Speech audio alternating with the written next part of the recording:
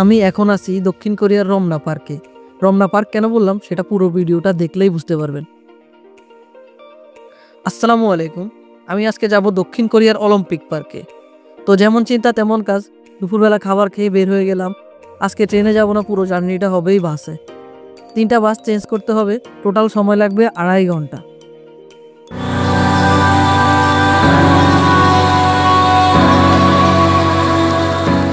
চলে আসলাম সাউলে, আর এটা হচ্ছে লোট্টো টাওয়ার।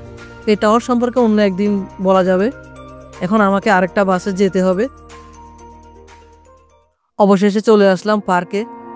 পার্কটা বিশাল বড়। আমি কোন পাশ দিয়ে ঢুকেছি আমি নিজেও জানি না, তবে ঢুকতে সামনে চোখে পড়লো একটা মিউজিয়াম। এখানে কোরিয়ানদের পুরনো কিছু ঐতিহ্য আঁকা আছে। এই জায়গাটায় অনুষ্ঠিত হয়েছিল 1988 সালের গ্রীষ্মকালীন অলিম্পিক গেমস। তখন থেকে এই পার্ক কোরিয়ার গর্বের একটি অংশ। এখন এখানে sports complex, swimming pool, tennis court সবই আছে। এখন এটা সম্পূর্ণ উন্মুক্ত একটি পার্ক সাধারণ জনগণের জন্য। ভিতরে ইভেন্ট করার জন্য কিছু জায়গা আছে।